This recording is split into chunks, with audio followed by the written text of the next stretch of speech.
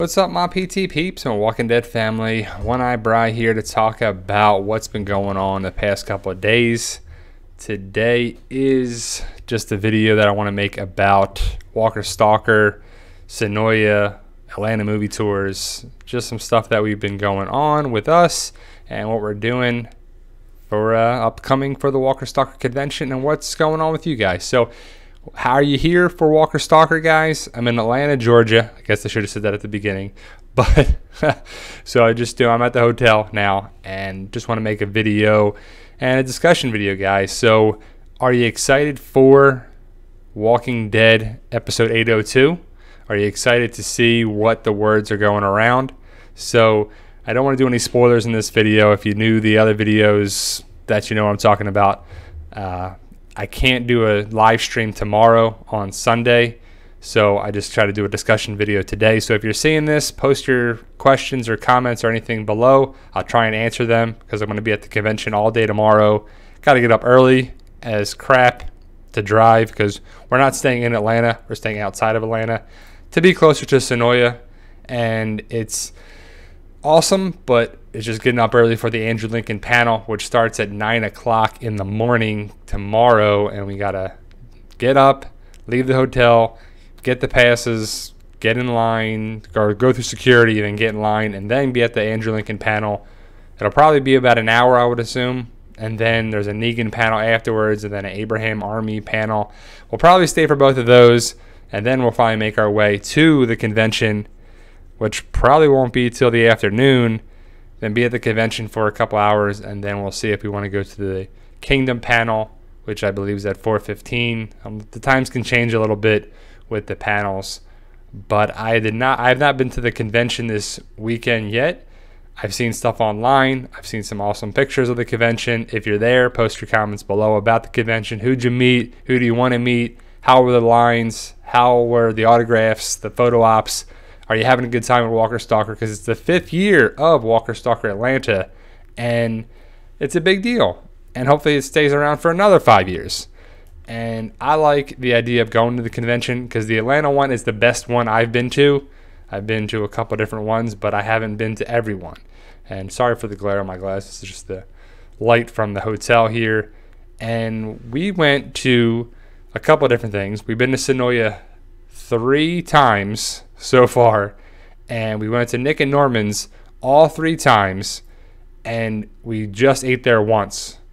We went there the first time because we were driving through to go to the hotel from driving in from Florida, and it was crazy. It was packed. We were been in the car for hours, so we bought some shirts and some hats and some merchandise stuff. I'm like, we'll come back.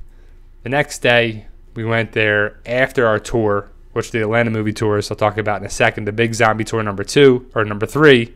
We did number 2 2 years ago. We did the 3rd one this time, which I'll talk about in this video a little bit. But I have a whole other video about what we did and what we liked, what we didn't like about it. But we were at Nick and Norman's after the tour.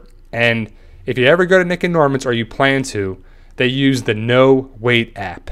No Wait. It's an app that you can add your name to the waiting list to be able to go there because, no joke, it was 4:30 p.m. yesterday, and I looked at we were at the midway point of the tour, and I asked the guy when we'll get done. He said around 6 o'clock. So I put in the No Wait app, and you have to be 50 miles from the restaurant to use it, and it said 240 to 260 minutes wait time. No joke. 240-minute wait time minimum. So I was like, okay, great. So if we have an hour and a half, I added my name to the list for our table, and the tour got done at 6 o'clock. I was like, and I still looked at the app, and it said still a 200-minute wait. So if I did it at 4:30, it was 6 o'clock. That was an hour and a half, so that was 90 minutes. We still had a lot of wait time. So we went to walk, we got back from the tour. They pick you up at Senoia, drop you back off at Senoia, and then we walked over to Nick and Norman's, and we were like, all right, I checked in, I said, I put a name on the list, and they said, okay, it shouldn't be that much longer, but there are people ahead of you, so we'll see. And Nick and Norman's is small inside there. There's not a lot of tables, there's not a lot of booths. There's the bar. It's small. I took some pictures. I'll post them in another video. And they weren't in any hurry to really get us seated. And I believe, though, when it's busy, they can't fit the people's needs. It's not like a huge restaurant, like a big old Applebee's or Chili's or Ale House or some giant chain of restaurant. It's a small little place. I believe the food is locally grown and the products and stuff that they use for the food is local to the area in Senoia, in Georgia. And the wait times are ridiculous. So the people are trying to buy merchandise. People are coming in. People are sitting down. And they weren't doing very well with that.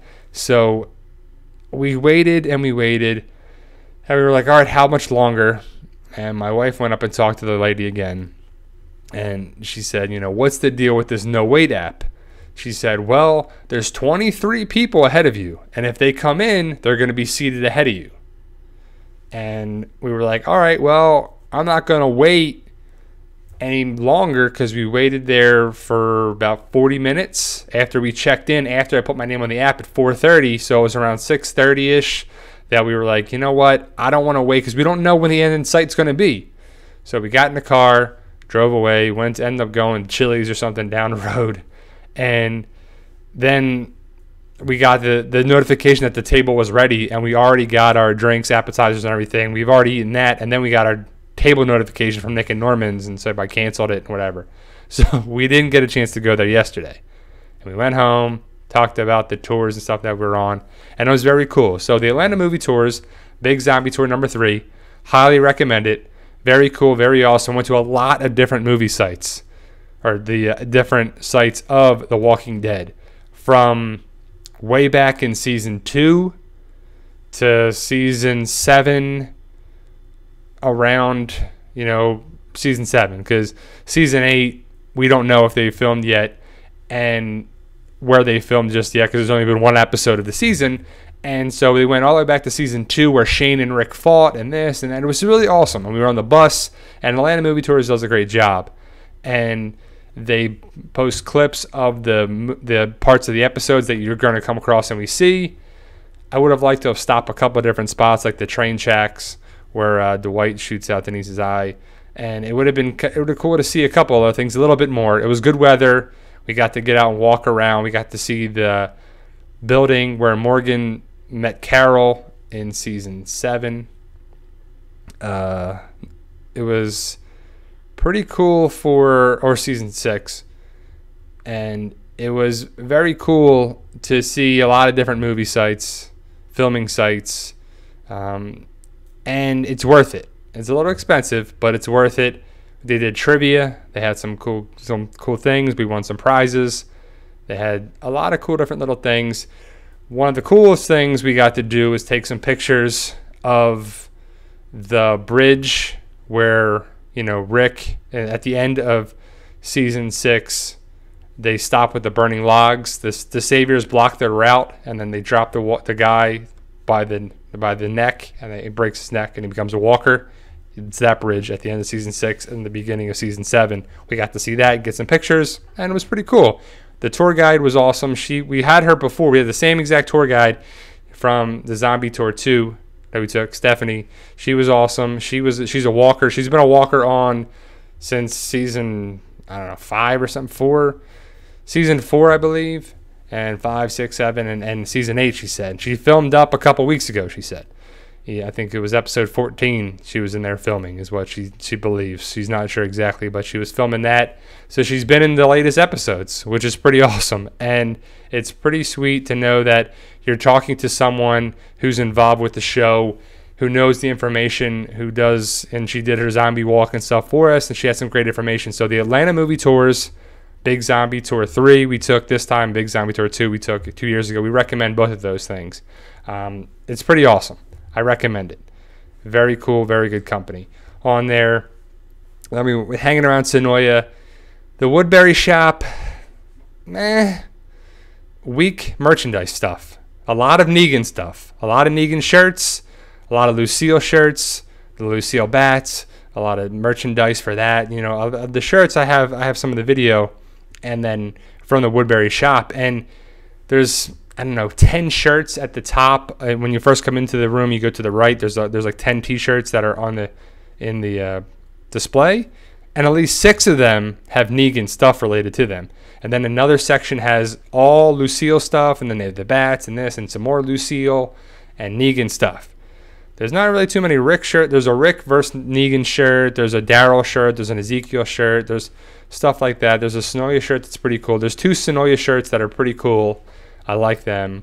And I just feel like Negan's not going anywhere because of the merchandise aspect of it. If he goes away off the show, then they can't be selling the bats and they can't sell a lot of those things unless someone has Lucille, and which they could in the comics. What happens, we know. But I think Negan's going to be around for a very long time, just like Daryl Dixon's going to be around for a long time because he sells shirts, he sells merchandise. AMC is doing very well at that because of that stuff, and it makes a big difference with it. We went down to the museum, we went to the Waking Dead Cafe, we went to an ice cream shop, we went to Nick and Norman's today, got 2 hamburgers and a meatloaf. My dad got the meatloaf, I had a hamburger, my wife had a hamburger, and it came to be not that much money. I mean, it was expensive. I mean, they're $12 hamburgers, a $14 meatloaf, and some waters. It comes out to be like 50 some bucks at the end with tip on there too. So 50 some bucks for that. It's cool. The merchandise are expensive. The hats are like 20 bucks. The shirts are 20 bucks. The other long sleeve shirt, the 3/4 tee shirt was like 30 some bucks for my wife got that shirt, and it's overpriced merchandise, but it's cool. It's the novelty of things.